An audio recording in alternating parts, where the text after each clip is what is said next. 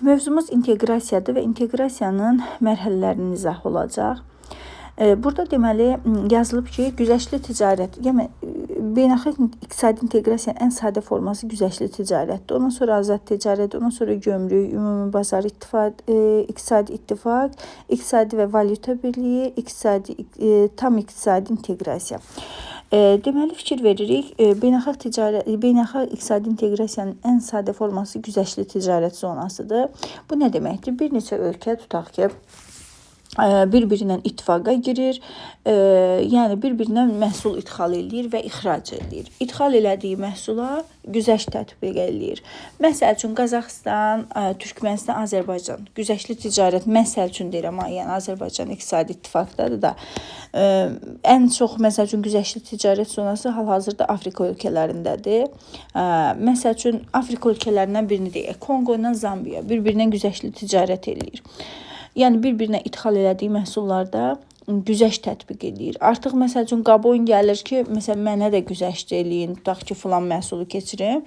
Ona güzəşt eləmirlər. Yalnız güzəşt elədiyi ölkələrə aiddir bu. İkinci mərhələ azad ticarət zonasıdır. Azad ticarət zonasında artıq güzəştli ticarət zonasında vergi var idi. Gömrükdə vergi alırdı ixal elədiyi məhsullar. Cüzi də olsa alırdı. Azad ticarət zonasında artıq heç nə almırlar.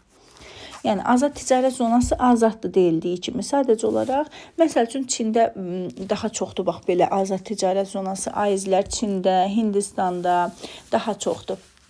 Yəni, məsəl üçün Çin ölkənin 1 milyon əhalisi var idi və bunu dolandırmaq üçün ölkənin şərqini açıq buraxdı ki, gəlin burada şirkətlərinizi qurun, amma Made in China brendi altında və orada işləyən kimlərdir? Çinlilər. Oradan əmək haqqı veriləndə bu Çinlilər maaşı harda xərcləyir? Elə Çində xərcləyir də, Çinin iqtisadiyyatını gücləndirir. Bəli, azad ticarət zonası budur. Azad ticarət zonasında ümumiyyətcə vergi sistemi yoxdur. Deməli, güzəşt tətbiq elədi, azad oldu ikinci mərhələdə. Üçüncü mərhələdə artıq gömrük ittifaqıdır. Gömrük ittifaqı nədir? Gömrük ittifaqında artıq yalnız üzv ölkələrə azad olunub. Məsəl üçün, üzv ölkələr vergidən azaddır. Məsəl üçün, gömrük ittifaqında olan hər hansı bir ölkəni deyək, məsəl üçün, deyək ki, tutaq ki, burada gömrük ittifaqına aid olan ölkələrdən, məsəl üçün, Peru ilə Boliviyanı deyək. Peru ilə Boliviya və yaxud da Carla, Namibiya bir-birindən gömrük ittifaqındadır. Bunlar arasında ixalda, ixracda olan məhsullarda heç bir gömrük sistemi yoxdur. Amma digər ölkələr artıq məsəl üçün Mozambik gəlsə Carla hər hansı bir ticarət eləsə Mozambikdə deməli gömrükdə vergisini verməlidir.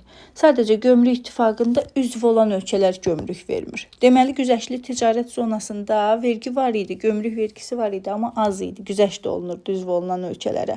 Azad ticarət zonasında ümumiyyətlə azaddılar vergidən. Gömrük ittifaqında isə üzv olan ölkələr vergi vermir, gömrük vergisi.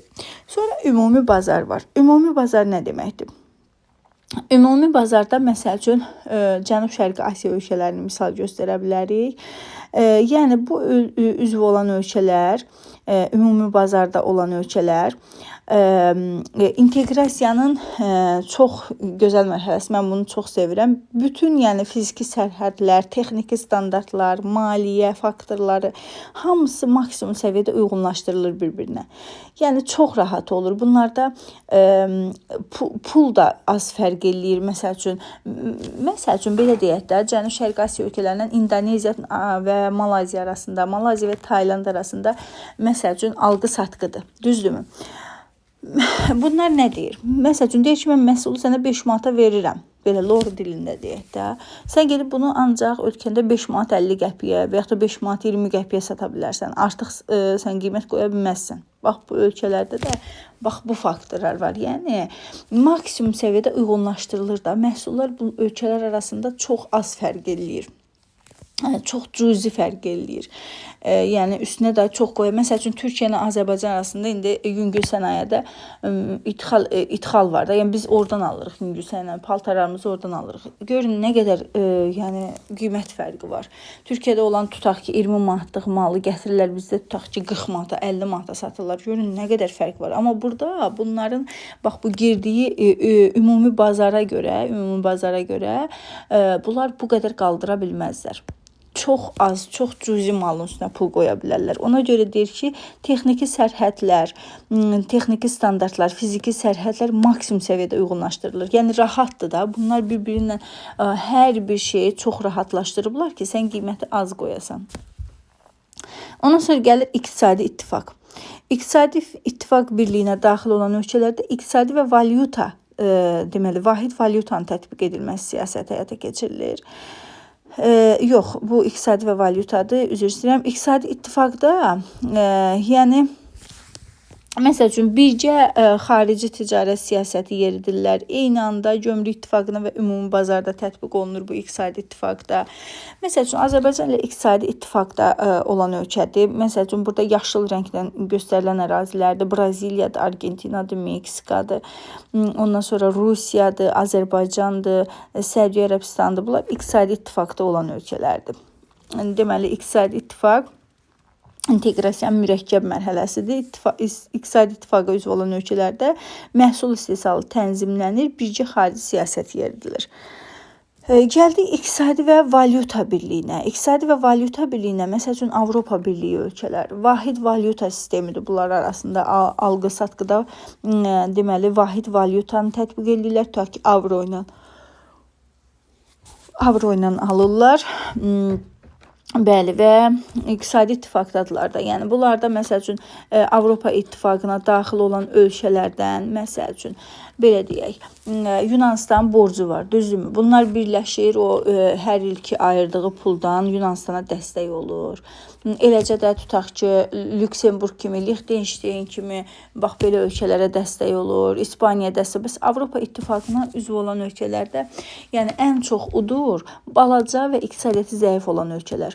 Məsəl üçün bir çox ölkələr Avropa İttifaqından çıxdılar. Məsələn, Norveç kimi, İslandiya kimi, Böyük Britaniya kimi ölkələr Avropa İttifaqı. Çünki bunlara sərf eləmir axı. Bunlar verdiyi puldan daha az götürür. Tutaq ki, hər il 40 min verir, tutaq ki 10 min götürür. Çünki bunların iqtisadiyyatı güclüdür axı, bunlara elə də yardım olunmur. Bu daha çox udur həmişə kiçik və iqtisadiyyatı zəif olan ölkələr, yəni Avropa İttifaqında. Bəli, valyuta birliyində vahid valyuta tətbiq olunur. Nəhayət, tam inteqrasiya. Tam inteqrasiya iqtisadi inteqrasiyanın ən üst mərhələsidir və bu mərhələdə artıq yəni üzv olan ölkələr iqtisadi siyasəti tək başına həyata keçirə bilmir. Ölkələr arasında inteqrasiyanın bütün sahələri, yəni maliyyə, xarici siyasət, təhsil, ekologiya və s. bunu əhatə edir tam iqtisadi inteqrasiya. Tam iqtisadi inteqrasiyada demək olar ki, olan ölkə bir dənə ABŞ-dır. Yəni ABŞ nail olub. Çünki belə deyək də, çox millətli təşkilatlardan çox vahid dövlətə bənzəyir tam iqtisadi inteqrasiya. Bəli. Hətta ABŞ-ın bir ştatı var, Kaliforniya ştatı. Kaliforniya ştatı da tam iqtisadi inteqrasiyadadır. Bəli, burada da dövlətlərin, məsəl üçün, tam iqtisadi inteqrasiyada ABŞ-ı göstərib, iqtisadi və valyuta birliyində deməli Avropa ölkələrini, iqtisadi ittifaqda dediyimiz kimi Meksika, Braziliya, Venezuela, sonra Argentina, ondan sonra Səudiyyə Ərəbistanı, Paragvayı, Uruqvayı, ondan sonra dediyimiz kimi Rusiyanı, Qazaxıstanı, Azərbaycanı iqtisadi ittifaqda göstərib, ümumi bazarda Cənub-Şərqi Asiya ölkələrini, gömrük ittifaqında, gömrük ittifaqı Namibiya, Botswana, ondan sonra Tanzaniya, bundan başqa Peru, Kolumbiya, Boliviya kimi ölkələri göstərib. Azad ticarət zonasında Afrikada ən çox azad ticarət zonası Afrikada yayılıb. Bir də Kanadadadır bu. Bundan başqa Hindistan, Çin, Avstraliyada azad ticarət zonasıdır. Güzəştli ticarət zonası. Güzəştli ticarət zonası isə dediyimiz kimi yenə inteqrasiyanın ən bəsit səviyyəsi olduğuna görə yalnız bu Afrikadadır. Afrikanın da bir sıra ölkələrindədir. Məsəl üçün Malidə, Çadda, Nigerdə, bax bu ölkələrdə güzəştli ticarət zonasıdır.